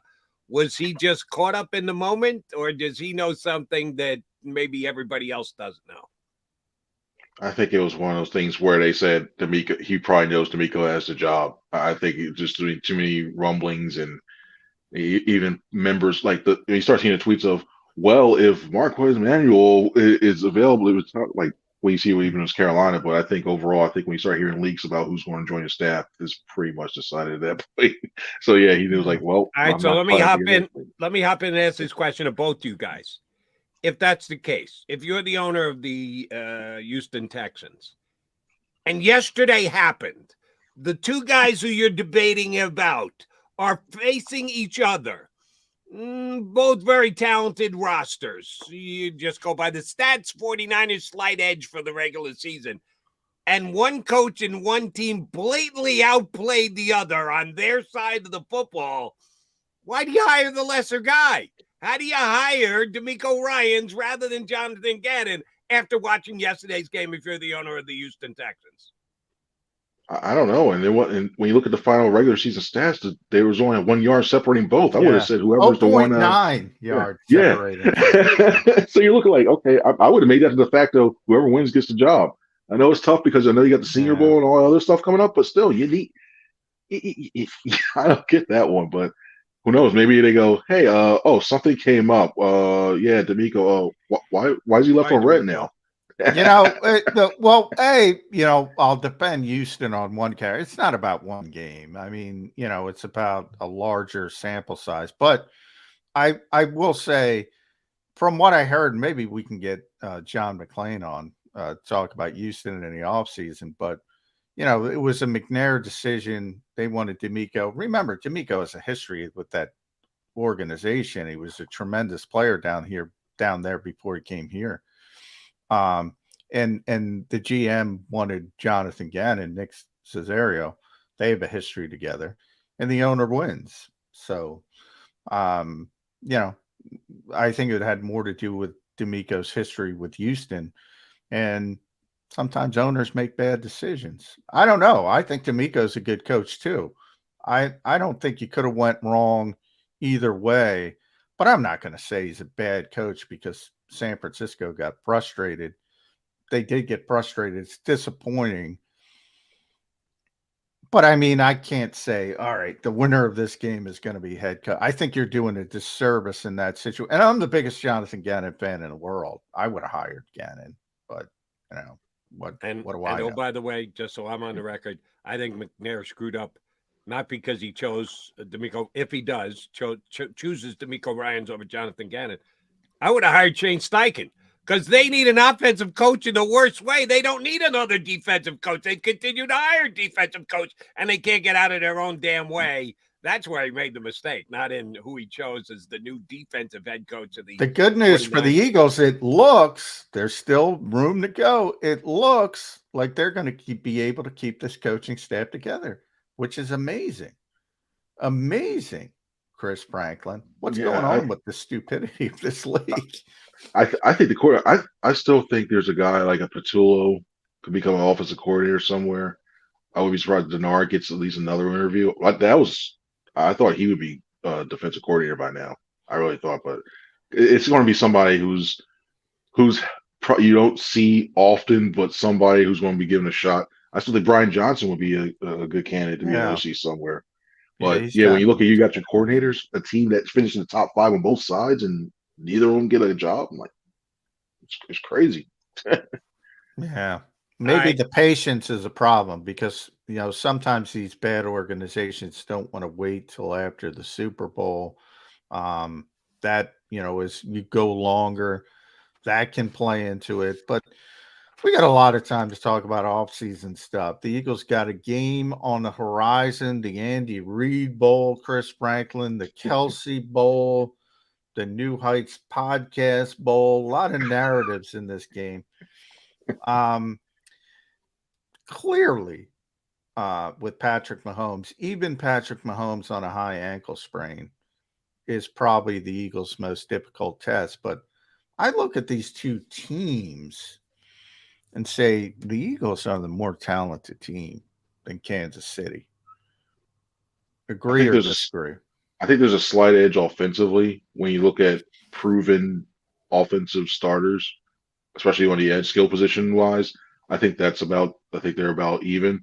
The thing about Mahomes that worries me, even on a hobbled ankle, is he can throw for so many arm slots and get that ball out quickly with a snap of the wrist that it could be like you look at that pass rush, you're like, Hassan Reddick, I think the Eagles can get a lot of pressure on him, but it's going to be a matter of with Mahomes, even if he should be a little bit healthier after when they finally see him, getting that ball out quickly and in a short game to guys like Moore, Pachenko, and everything else, and especially Kelsey in the middle of the field. So that has Kelsey's got a big test with Chris Jones. That guy can play. But you know what? I say this every time. I said it with Nick Bosa. I got to stop saying the Eagles are going to have issues with deep. They just don't. They just don't. Chris Jones looks unbelievable against everybody else. He looked unbelievable against Kansas City again. Jason Kelsey's going to block him. I said the same thing about Dexter Lawrence. Dexter Lawrence wrecked the Minnesota game, the wild card game. I didn't even know he was on the field against the Eagles. This offensive line is something else. I think it starts there with the Eagles. With all due respect to Jalen Hurts, Jonathan Gannon, and the defense, this offensive line is ridiculous. Yeah, and it all goes back to Stoutland. I thought it was pretty interesting. Like for when I was talking to most of the guys in the locker room last night, there's even a moment where you saw Brandon Graham. He was in the middle of talking to us, and then he saw Stout walking by, and he stopped all of us and started to go, hey, like Stout. Because he didn't see it, and I appreciate he had like hugging him, like and thanking him. When I was talking to Mailata, they all really, really value not only the type of player, that fiery, grizzled offensive line coach, but what he does setting up this offensive protections in that run game. And you can see it's apparent. The Eagles, if somebody ever tries to throw a bunch of money toward him, Lurie has to throw whatever he can to keep it, because that's going to be a successful offense. We thought he was going back to Alabama. Who is that college football reporter who gets everything? Ford. Anyway, I'll try to think of his name. He reported he was going back to Alabama when Doug got fired. And the Eagles said, no. So they already upped the ante. He's one of the highest paid assistant coaches in the NFL, and deservedly so. Let me ask you guys, since you're down there all the time, Friedman, by the way. Do you know if any team has ever approached him to be an offensive coordinator? Does Stoutland even want that? Doesn't want to do it. He just wants to stick with his Stoutland University offensive line, and that's enough for him. 3 or 4 years ago, I talked to him about that because, it's usual that people have that sort of, want to move forward in their careers. And Jeff, I think, is 60 now, somewhere around that age. And he was an interim head coach, where I'm trying to look it up, Miami. He was the interim head coach in 2010. And he kind of, said he didn't like it. He didn't like it. And he started coaching offensive line, and he just loved it. He loved it. And he said he doesn't want to do anything else. Now, he's also the run game coordinator. So he does have other avenues. But, yeah, he's one of those guys. Jim Johnson was that way. He didn't want to become a head coach. He was just happy. It's very rare, but occasionally It happens, and evidently, that's his feeling. And I think honestly, more assistant coaches should think that way. But then again, a lot of it is the ambition and the money, because obviously, if you're a head coach, you get paid much more. So as guys get paid more, maybe if they value assistant coaches more, maybe it would be more like that. Well, you can't. I don't think you can question and or knock anybody for wanting to advance their career. You just have to kind of shrug your shoulders and go, "Hey, Eagles are lucky. They've got the best offensive line coach, certainly in football now, maybe one of the best of all time, and he's good with being an offensive line coach." The Eagles just have to smile and grin and say thank you, and let us keep Stoutland University open. Let's fund that university and make sure we keep it open for years to come.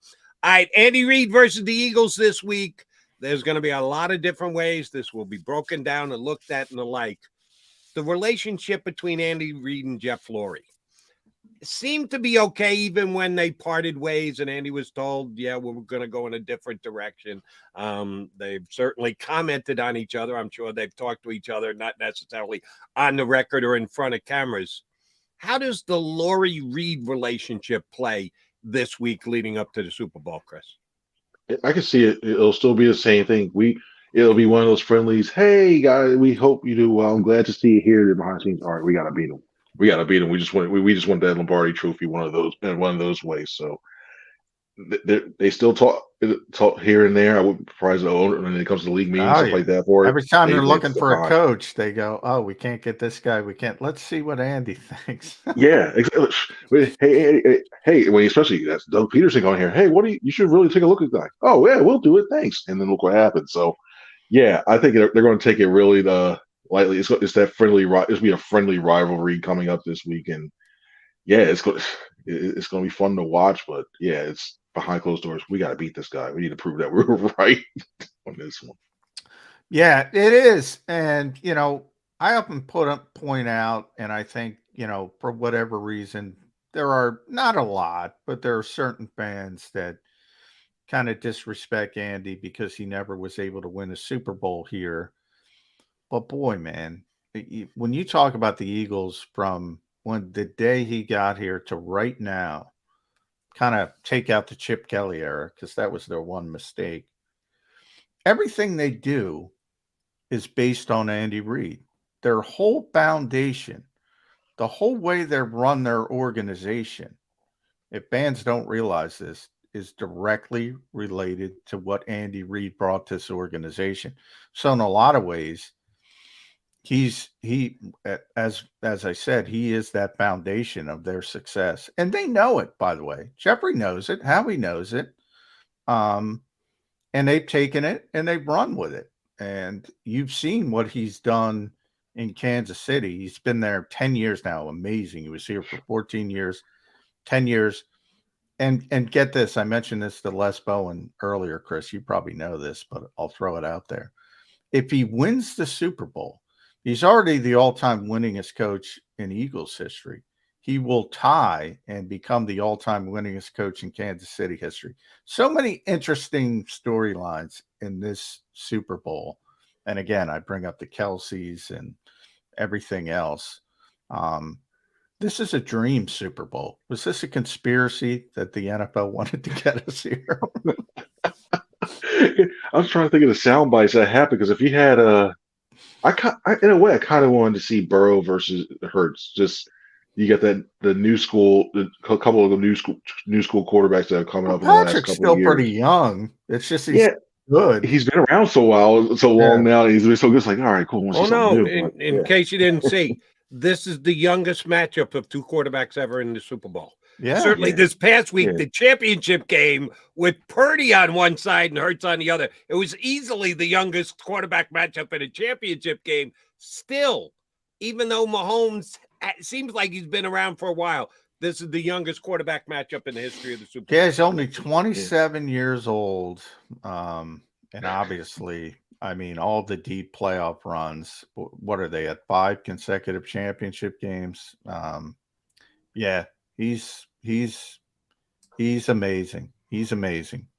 And even on one leg, He's got, I don't know if I ever told you guys this story, but freezing cold takes. I got freezing cold taked about my pre-draft. I probably told you, Jody. I don't know if I told you, Chris. For my Patrick Mahomes, I said he's a mechanical mess. I was watching film. I maintain I'm right. He's a mechanical mess. He is the equivalent. I've always compared him to Steph Curry in basketball. Like that's good. Yeah. If you're a youth basketball coach, and you know this, Jody, you were a youth, you played basketball. You're not teaching your kids to play like Steph Curry. Right. You're not teaching your kids to pull up from 30 feet and good shot. No, there's one guy in the world that can play like Steph Curry. There's one guy in the world. You talked about all the arm angles and all the nuttiness and the no look pass. Who thought no look passes? Yeah, that's good mechanics. Nobody can do it but Patrick Mahomes. Right.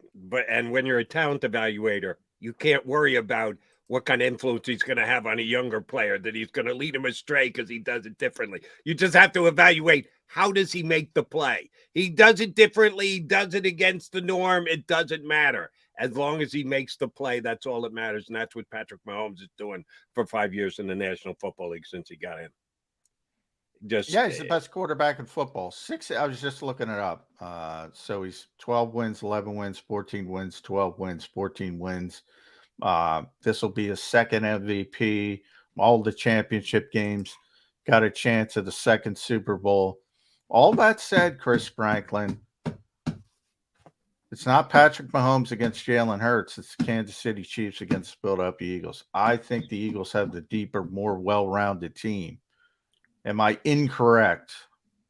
It's just about right. And it feels like it's an eerily similar script that we're heading into, and then like we did 5 years ago. And the fact that I can see right now the night before Super Bowl, when they have the big NFL honors and MVPs announced, and we find out it's Patrick Mahomes over Jalen Hurts, and then all the accolades are going to go to the Chiefs, and everybody's talking Chiefs. And I think I think the Eagles might get lost in that a little bit too. And then you talk to a couple of guys, they took that as disrespectful. Like a lot of people talking about the vaunted Chiefs offense, where people are going to go, you're going to hear it. Jalen Hurts, he didn't put up the big passing numbers or anything like that. Oh yeah, he only threw for what yesterday, Chris? 20 something. 121. Oh, he can't. Yeah. And it's going to go to the fact where they're going to use that, they're going to slip that, use that as motivation, and I think you're going to see that little fire. They come out a little bit strong coming out there. So they're pretty evenly matched, but I think it's going to be the little tangible things like that I think that they're going to be interesting to watch and see how they play. All right, let me put the two quarterbacks aside for a second, Chris, with my last question. There are three guys on the Philadelphia Eagles that were procured while Andy Reid was here, and that would be Jason Kelce, Brandon Graham, Fletcher Cox. Still here after all these years of Andy being the guy to go out and put him in Eagle green. Of those three guys, which one is the key to keeping the Eagles on task? I think one of the things that the Eagles have done better than any other football team in the National Football League this year, and Sirianni gets a lot of credit for it, for me is they have not looked ahead. They've stayed in the moment. They've only worried about the next game each and every single week. There's only one more game, so they don't even have to worry about looking past anything this week. So it's only one game. But which of their Andy Reid acquired veteran guys is the key guy in the locker room leading up to the Super Bowl? I think, a lot of it's going to be, I think a lot of people say Jason Kelce when you look at just the offensive line, but I think it's going to be Brandon Graham.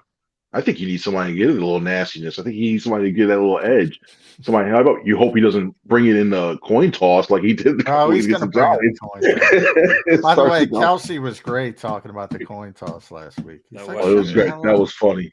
That was fun. You don't have to go against them, but yeah, I think you need it. I think you need a little bit like that. I think you need to build that defensive line to a fervor and start to get them really, really amped up. Starting to get them feel like, hey, you know what? Okay, we're going to go after them. We're going to keep on coming after relentlessly with two lines to keep it away. So I look at that as being like, you know what? Since you only have one game you have to look forward to, yeah, having Brandon Graham start to go off and let that go, especially to the younger guys. Yeah, I think that's the guy I'm looking toward. All right, last one from me at C Franklin News. Make sure you follow Chris on Twitter, NJ.com. He's everywhere. I mean, Lehigh Valley Live, Times of Trenton, South Jersey Times. You can read him everywhere in the Delaware Valley. Kenny Gainwell, a lot of garbage time, but man, a lot of production. What do I make of it? Like, they blew out the Giants, and he's running all over the place in the second half. They blew out the 49ers, but he's really effective. And he looks like he's got a lot of juice. He looks like, he didn't play much this year. It was a little bit disappointing. All of a sudden, he's showing up in the postseason. Garbage time, or should I make something of it?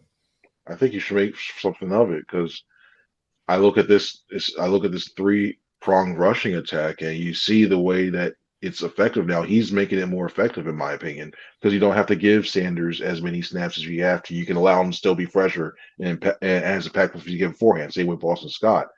And I think the biggest key that I've seen from Gainwell is he's looked a little bit more patient when he's running through those holes. Beforehand, he used to run like a bat out of hell, going, okay, I'm going to go right where Kelsey and Dickerson are going. I'm just going to run that way and then into a line. He didn't let those holes develop.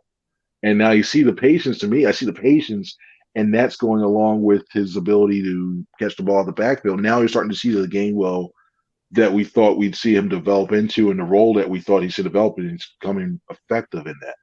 So I think it's just it comes with the experience a little bit, and the patience, and being on the sideline, seeing how this offense can operate, if you just wait just a couple seconds and let things develop.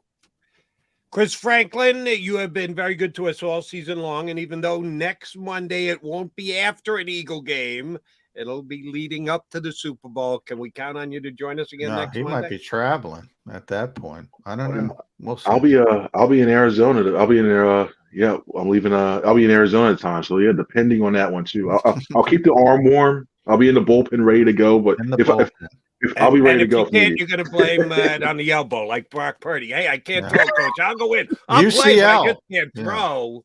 I couldn't feel where my takes were taking me. I couldn't feel where they're going. So, I just had to hand the ball off to you guys from here. If we can, we'd love to punch up next Monday. If you're in transit and or out in Arizona already, we'll understand that. Thank you very much, buddy. And know you will be back on Birds 365 sometime soon, maybe as early as next Monday. Thanks, bud. Thank you, guys. Appreciate it. Have a good one now. Chris Franklin, NJ.com, here with us on Birds 365. All right. 2 things for you guys still streaming in with us. Thank you very much. Number 1, don't go anywhere, because we got to come back and put a bow on the show. And number 2, go ahead, hit that like button one more time before you get out of Dodge today. Mac and Mac coming back here on Birds 365.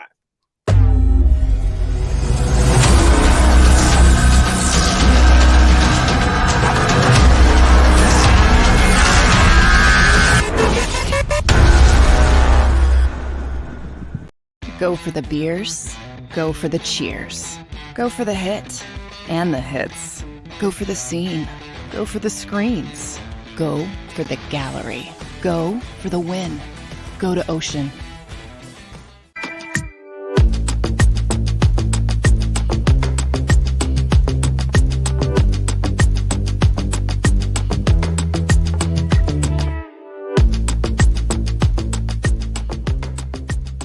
Jeff D'Ambrosio doesn't need a special event to appreciate his customers. Jeff shows his appreciation to them every day of the year. Jeff makes sure to stock more new inventory than anyone and guarantees prices and payments that nobody can beat. There are so many reasons that thousands of customers know Jeff is the easy, friendly place to do business. More for their trades. No judgment zone for credit issues. The best, most reliable service department in the country. That's why I like Jeff, and I know you will too. Jeff will satisfy you every day. Jeff D'Ambrosio, Destination Downingtown, Owner Appreciation Event. Weather forecasting is a team game. We rely on each other every day, updating the models and passing along new critical information. We have a team of 5 experienced meteorologists and a specialized weather producer, Paul. Say hi, Paul. Sometimes what I see in the model, Cecily could see something different. That's when we come together as a team to make our most accurate prediction. And all of this backed by more than 100 AccuWeather scientists. It's a team game. And we have the best team in town.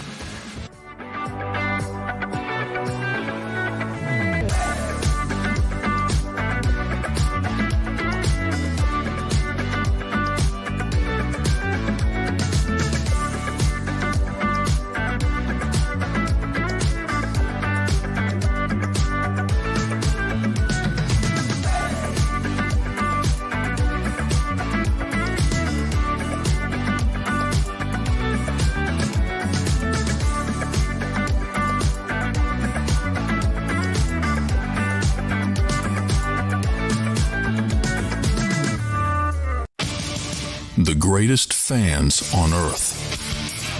It's a bold statement, but would you expect anything less from Philadelphia? 58 years of heartache creates a toughness, a grit, a resolve not found in most. Sure, our prayers were answered, but now that we've had a taste, we're looking for more. Pondley Hockey, official partner of the Philadelphia Eagles. Post-game show with Seth Joyner. I knew that they had a running game. Derek Gunn. He has put in the effort. Devin Caney. Had we not won the Super Bowl, what would we be saying? And Mike Missinelli. Well, you know who Philly is. Post-game, now streaming on the 6ABC family of apps.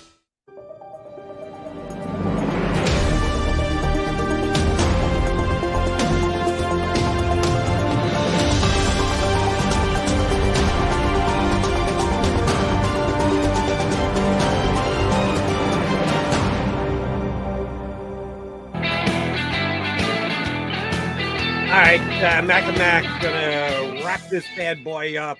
We've only got 9 more shows to dissect the Eagles against the Chiefs leading into Super Bowl 57. Should be fun. Johnny Mac, you're the man with the finger on the pulse of the Eagles schedule. I was just poking and hoping that Chris Franklin would join us next Monday. The Eagles haven't scheduled anything yet, have they? No. But the Super Bowl schedule is out. Media Days Monday, Tuesday, Wednesday, Thursday. There's access with the players of both teams.